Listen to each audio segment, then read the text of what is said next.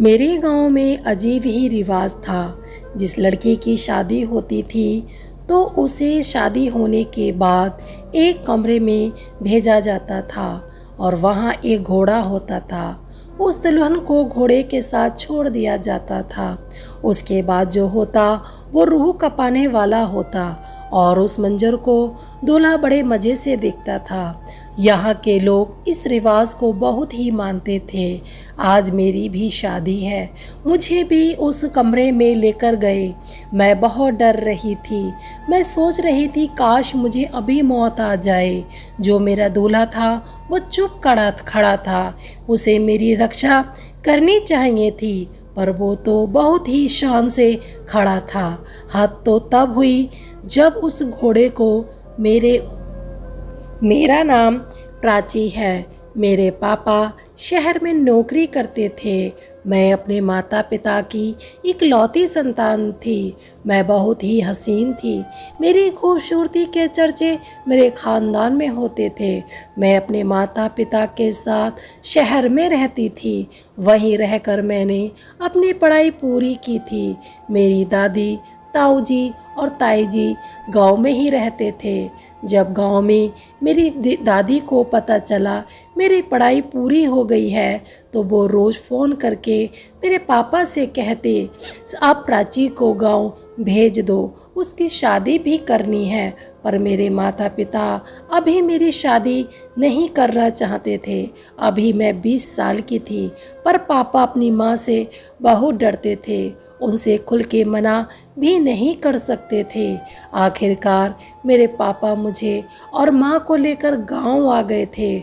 मैं ये जानती थी अब मैं दोबारा शहर नहीं जा पाऊंगी, क्योंकि मेरे घर वाले मेरी शादी गांव में ही करेंगे। पर मैं कुछ नहीं कर सकती थी। यही सब सोचते सोचते हम गांव आ गए। सब लोग बहुत खुश थे। मेरी दादी मुझे देखकर बहुत खुश थी और बोल रही थी, बिटिया कितनी बड़ी और कितनी सुंदर हो गई है, इसके लिए तो कोई शहजादा ढूंढना पड़ेगा। मैं मुस्कुरा के वहाँ से चली गई।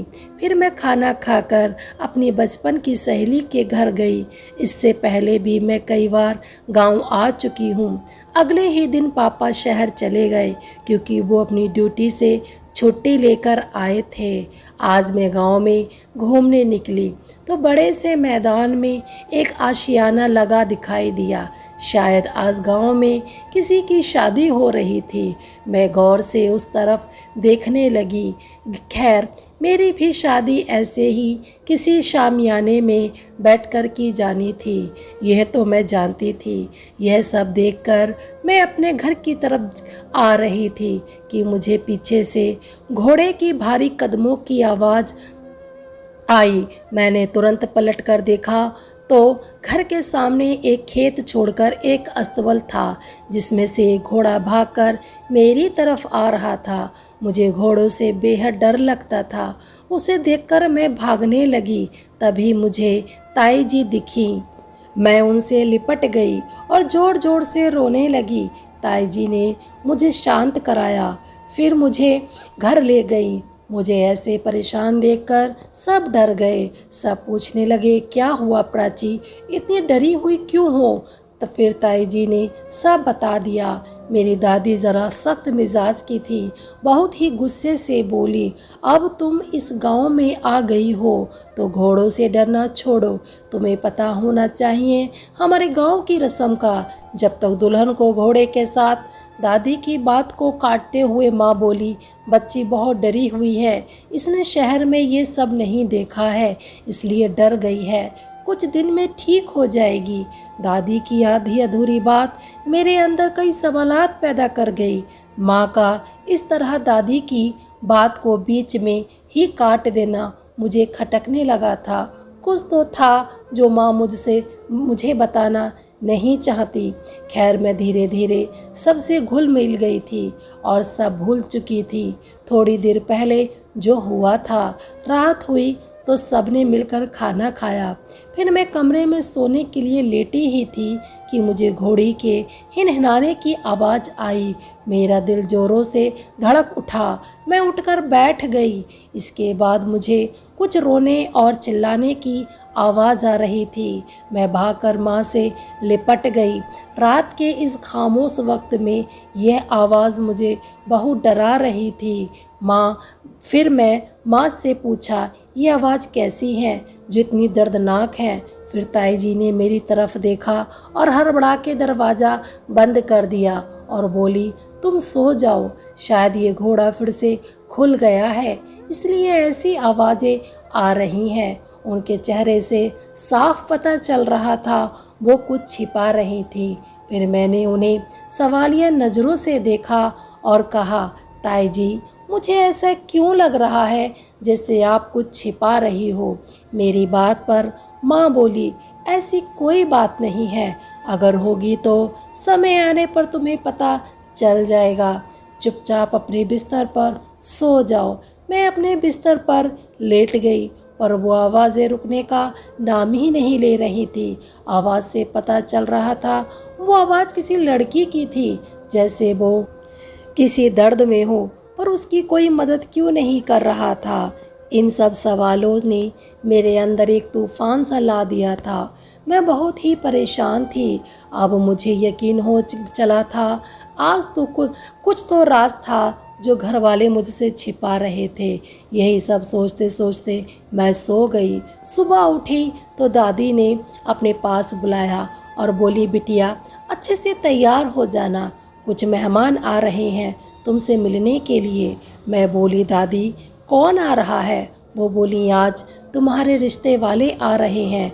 वो लोग इसी गांव के हैं, 3 गलियां छोड़कर उनका घर है। दादी के अल्फाज मुझ पर बम बन के गिरे हों।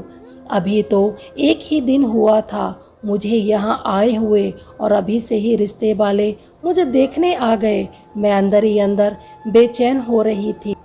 मैं इस शादी को मना भी नहीं कर सकती थी क्योंकि मुझे अपनी दादी से बहुत डर लगता था। गांव के मंदिर में एक ऐलान की आवाज़ गूंज उठी जिसमें किसी लड़की की अर्थी का ऐलान हो रहा था। उस ऐलान को सुनकर दादी ने अपने सिर पर हाथ रख लिया और बोली, अरे बेचारी की कल ही तो विदाई हुई थी और आज ये सब। मैं दादी के अल्फाजों को बहुत ध्यान से सुन रही थी।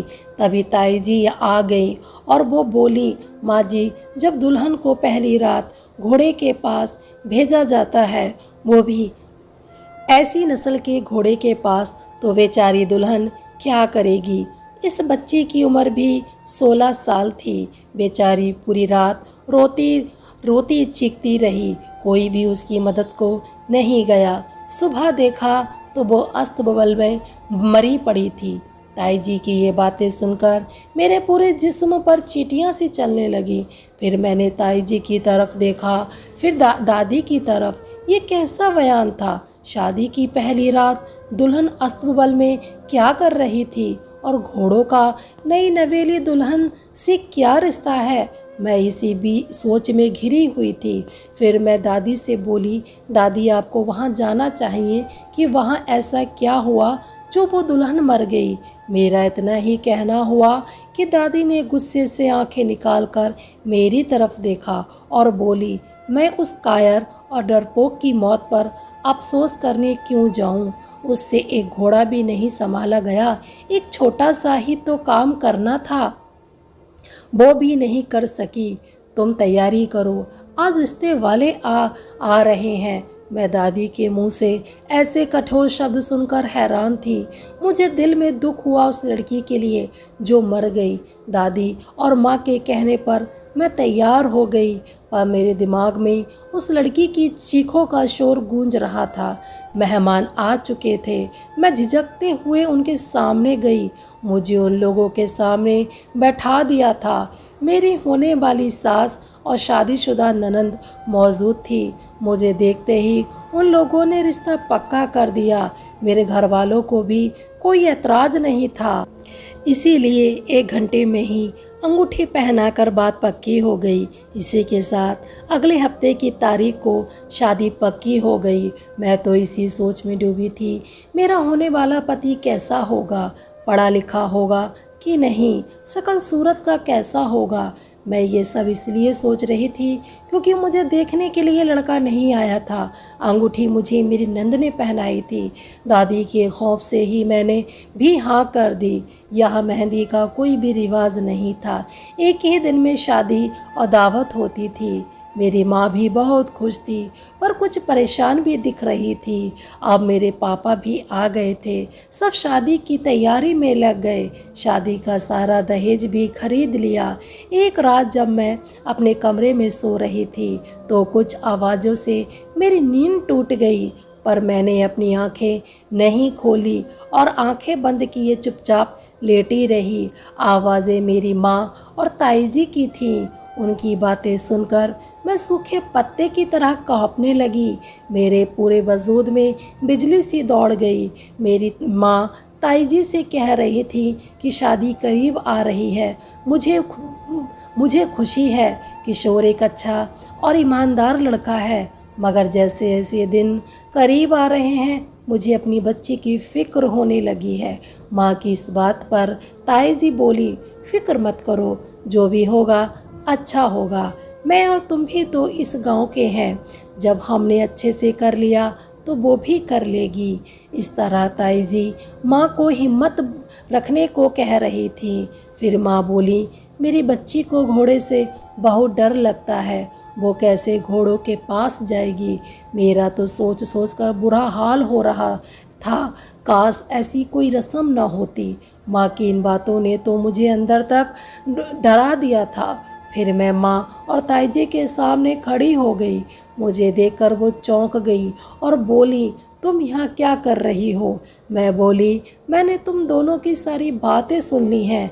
आखिरकार उस अस्तबल का क्या राज है जो दुल्हन को वहाँ लेकर जाते हैं, वहाँ ऐसा क्या होता है। मेरी माँ मुझे कुछ बता पाती, इतने में दादी आ गई और ताईजी और माँ वहाँ से चली गई। वो राज ही रह गया। मैं बहुत बेचैन हो रही थी। अब से मैं दादी के साथ सोने लगी। डरते डरते वो दिन भी आ गया, बारात भी आ गई। हर चीज़ का बहुत ही अच्छा इंतज़ाम किया गया था, खाना पीना सब हो गया था। मैं दुल्हन बनी यही सोच रही थी, मेरा दूल्हा कहाँ है। मैंने अभी तक उसे नहीं देखा था। मेरी विदाई का समय भी आ गया, मुझे विदा कर दिया। अचानक से गाड़ी को अस्तबल की तरफ घुमा दिया। ये देखकर मैं बहुत डर गई। मैंने डरती हुई नज़रों से अपनी सास और ननंद की तरफ देखा तो वो बोली, मत डरो, तुम बहुत ही बहादुर लड़की हो। जब गाड़ी अस्तबल के सामने रुकी तो मेरे दिल की धड़कन बढ़ने लगी। मेरी सास और ननंद मुझे अस्तबल के अंदर ले जाने लगे। मैं ये सोच रही थी, अब मेरे साथ क्या होने वाला है। फिर मैं बोली, मुझे अंदर क्यों लेकर जा रहे हो। इस पर मेरी सास बोली, तो मैं अंदर जाकर सब समझाते हैं। मैं बोली, मुझे घोड़ों से बहुत डर लगता है। इस पर मेरी सास बोली, बेटा अंदर नहीं जाओगी तो ये रस्म कैसे होगी। जब मैं अंदर आई तो वहाँ बहुत से घोड़े थे।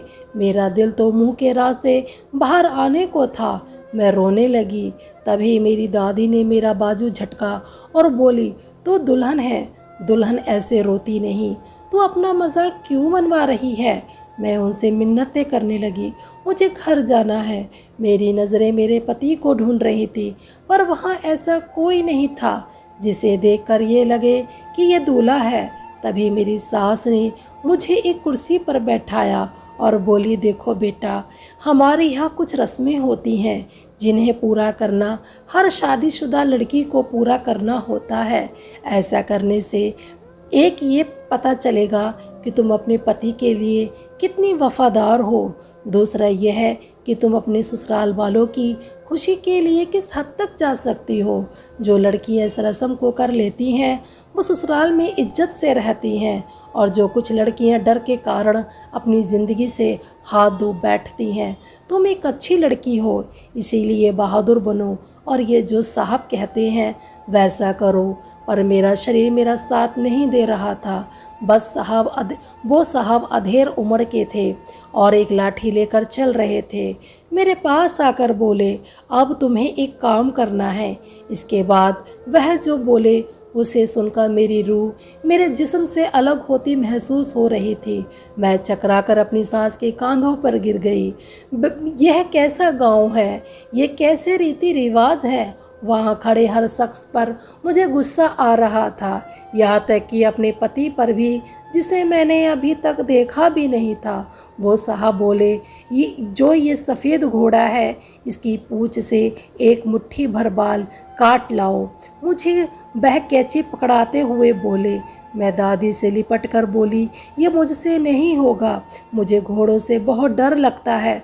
पर मेरी किसी ने ना सुनी, मुझे आगे भेज दिया। डरते डरते कदम उठाती घोड़े के पास पहुंची तो घोड़े ने पीछे पलट कर देखा और मुझे लात मार दी। इतने में वहाँ एक लड़का आ गया। उसने मुझे पकड़ लिया। घोड़े की लात से मेरे सिर पर चोट लग गई। मेरी जान तो बच गई, लेकिन मेरा बायां बाजू घोड़े के पैर के नीचे आ गया। उस लड़के ने मुझे संभाला और मेरी सास और दादी पर बरस पड़ा।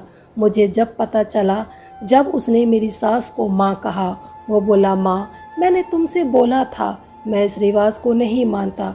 तुम लोगों की जिद के कारण पता नहीं कितनी लड़कियों की जान जा चुकी है। बस इस रिवाज को अब बंद कर दो। घोड़े के बाल काटकर उससे पति की नज़र उतार कर कौन सा पुण्य मिल जाता है? माँ, क्या घोड़े के बाल से ही लड़के की उम्र लंबी होती है या ससुराल में इज्जत मिलती है? ये सारे जज्बात तो दिल से आते हैं। ऐसे रिश्ते किसी जानवर के बालों के मोहताज नहीं होते। वह लड़का यानी किशोर मेरा पति था। मैं उसे देख रही थी। वो तो मेरी सोच से भी परे था। वो मेरे जैसा ही था। दादी और सास दोनों शर्मिंदा थे, पर आज भी कुछ लोग इस रिवाज को मानते हैं। मेरा बाजू भी धीरे धीरे ठीक होने लगा था। मैं अपने जीवन में बहुत खुश थी। जो रीति रिवाज किसी की जान ले ले, वो हमें कभी खुशी नहीं दे सकते। इसलिए ऐसे रीति रिवाजों से बचना चाहिए। हेलो दोस्तों, तो कैसी लगी आज की स्टोरी? उम्मीद करती हूँ आपको अच्छी लगी होगी। अगर अच्छी लगी हो तो प्लीज़ चैनल को सब्सक्राइब और वीडियो को लाइक कर देना। तो बस मिलते हैं नेक्स्ट वीडियो में। तब तक के लिए bye bye, take care, thanks for watching.